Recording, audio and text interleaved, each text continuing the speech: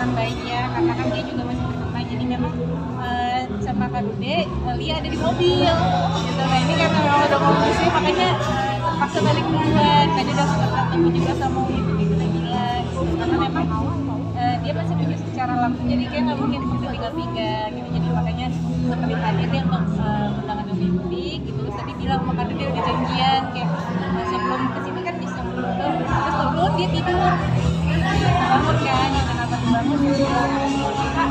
Nanti kalau misalkan dia bangun kita percaya gitu. Berarti gantian ya, Kak Dude lagi sip-sipan jaga. Iya, ganti-gantian jaga. Perkembangan sekarang udah kayak gimana tuh Kak? Berapa sih? Sekarang udah 4 bulan, jadi dia sekarang kan udah kalau untuk kami itu udah bisa tegak ya kepalanya.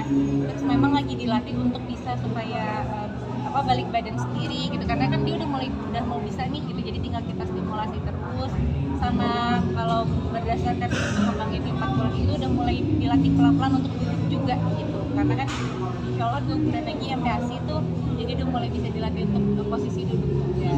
Tapi kalau untuk kayak dipanggil namanya dia udah mulai tahu tuh gitu. Jadi kalau dipanggil Aulia dia bisa merespon, terus dia udah tahu muka orang tuanya, kakak-kakaknya juga, terus kakek neneknya juga gitu, dan udah bisa diajak komunikasi bercanda gitu. Gimana kakak-kakaknya sendiri ke si kecil? Mereka sayang banget ya, Bang Rendra sama Malik tuh sayang banget sama Lia. Walaupun masih kita jagain juga hati-hati. Kenapa? Karena kan kadang kalau anak-anak tuh suka gemes, takutnya tenaganya tuh nggak bisa dikontrol gitu kan. Jadi memang kalau misalkan Rendra sama Malik lagi deket-deket sama Lia, kita pasti selalu ada sampingnya juga. Dan memang kalau sampai saat ini kita belum memperbolehkan Rendra sama Malik untuk gendong Lia. Jadi kalau mau gendong, mereka posisinya duduk di tempat tidur, ada bantal di bawahnya, baru gendong Lia. Gimana kayak Buan punya anak perempuan nih Kak? Ibunya juga mau cari barang kayaknya, karena gemes kan kalau misalkan lihat aksesoris bayi itu lucu-lucu gitu. Jadi kayak bandul, cepitan rambut, ikat rambutnya gitu. Nah ya udah mulai cari-cari, apalagi kan dia setelah akikah kemarin rambutnya juga udah tumbuh nih sekarang. Jadi udah mulai kayaknya nih sebulan lagi udah mulai bisa deh dikasih pernak-pernik sedikit lah gitu kepalanya. Sempet kalap nggak sih belanjanya buat baby girl? Enggak sih untungnya gitu, karena memang tetap dilihat juga kan, karena kan harus dilihat nih, takutnya babynya nggak nyaman pakai bando atau nggak nyaman pakai cepitan rambut gitu. Jadi coba beli satu dulu, kalau dia nyaman baru beli yang lainnya gitu. Karena takutnya kalau dia nggak suka nggak bisa memakai juga, siapa yang mau pakai gitu kan. Abang-abang kan nggak mungkin. Kak kalau anak sendiri udah dipakai anting belum atau udah ditindik? Belum. Kita untuk sampai saat ini belum tindik. Kenapa? Karena memang kan dari dokter sebenarnya diserahkan lagi ke orang tua. Kita dapat pilihan sih waktu pas baru lahir itu, ditanya sama dokter juga mau langsung sekali ditindik nggak gitu. Cuman kita sebagai orang tua masih mempertimbangkan itu, dan ya sudah deh, nanti saja kita sepakat untuk kayaknya nggak dalam waktu dekat ini ditindiknya. Mungkin kalau nanti udah gede, di saat dia lihat mungkin teman-temannya pakai, terus ditanya dia pengen ditindik juga, ya udah silahkan. Kenapa sih Kak? Mungkin nanti Apa nunggu setahun apa biasanya kan langsung tuh.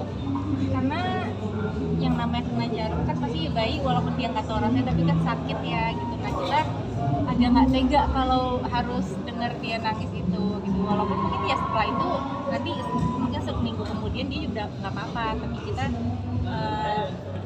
memilih untuk kayaknya nanti aja deh untuk tindiknya gitu. Karena saya juga ngerasain waktu pas bukan ditindik dari bayi gitu, tapi ternyata harus ditindik ulang di lubang yang sama karena dia menutup dan ada kayak daging tumbuh di dalamnya gitu. Nah jadi ya udah tuh bisa ditindik ulang juga kan waktu pas udah besarnya gitu. Nah akhirnya udah kayak ya udah dia kayaknya nanti juga deh gitu, ngobrol sama Kadil untuk ditindiknya nanti.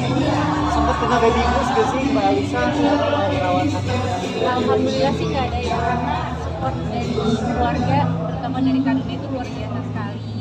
Terus juga abang-abangnya kan kebetulan juga sudah besar, jadi walaupun mereka udah saat itu kan kelas 1 sampai kelas 3 gitu. Nah waktu pas lahiran itu mereka udah bisa mempersiapkan semua sendiri, udah bisa tanggung jawab juga, jadi bantuin bundanya juga. Dan memang dari sebelum lahiran itu udah kasih tahu ke Rendra sama Malik kayak bunda kan sebentar lagi mau lahiran, bunda minta tolong sama abang sama ade pengertiannya nih gitu. Nah alhamdulillah mereka ngertiin gitu, jadi untuk kondisi-kondisi tertentu mereka bisa ngerjain semuanya sendiri gitu. Nah ada backup dari Kadil itu sangat membantu sekali, karena pas lagi setelah operasi sesar itu kan pergerakan masih terbatas.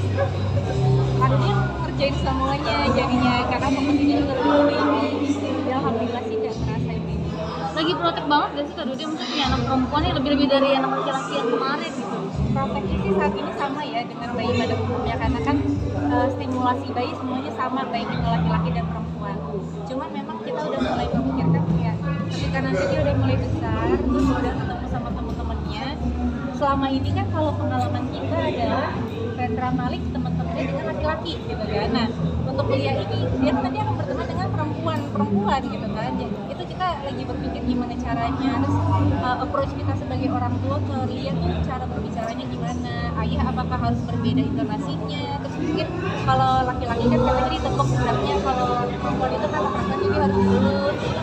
Jadi kita mau belajar lagi sekarang. Sebegitu memikirkannya untuk panggilan segala macamnya gitu ya? Iya, karena kita juga banyak baca-baca, dengar ada dari teman-teman yang punya anak perempuan, tapi ya nggak sama gitu anak laki-laki dan perempuan. Tentunya kita memang harus belajar lagi, dan memang yang namanya menjadi orang tua itu kan pembelajaran tanpa henti ya. Jadi ada fase-fase sekarang belajar dia sedang merangkak, sedang ini gitu. Nanti fase dia ketemu teman-teman belajar lagi dia dengan lingkungan barunya, sosio emosionalnya. Nanti begitu dia SD SMP belajar lagi gitu. Jadi kayaknya memang jadi orang tua kita harus banyak-banyak update ilmu juga. Kalau tengah malam biasanya suka gantian, dalam arti kan biasanya tengah malam bangun gitu. Gantian sama Mas Dode, intinya jaganya. Gantian, jadi tapi memang kalau Kak Dede lebih untuk menjaga abang-abangnya gitu. Dan kalau misalkan Kak Dede lihat nih, ternyata udah aman nih, Lianya nggak kebangun, Kak Dede tidur lagi juga, karena kita juga butuh istirahat kan gitu. Jadi itu juga bilang teman deh, sebisa mungkin kita juga harus sehat gitu, karena kalau misalkan kita sehat pasti untuk menjaga bisa lebih optimal. Tapi kalau kitanya kurang sehat kan, pertama rentan ke babynya, kedua nantinya akhirnya malah memang banyak yang menjadi nggak bisa di handle sama kita gitu. Berarti ini fokus aksi eksklusif, nggak ada syuting atau apapun ya Kak? Insya Allah sih eksklusif ya. Berarti nggak ngambil tawaran syuting? Tawaran masih ngambil, cuma memang dilihat dari kerjaan. Jadi kalau misalkan bisa dikerjakan dari rumah, semuanya kita kerjakan dari rumah. Kalau keluar itu kita biasanya waktunya tuh terperhitungkan kayak sekarang nih gitu untuk menghadiri undangan. Lianya memang ada di mobil gitu kan, tapi memang kita perhitungkan juga kayak berapa jam, dia nangis jam berapa, karena ritmenya udah mulai tahu, jadi udah bisa dibaca lah. Oke, siap. Terima kasih.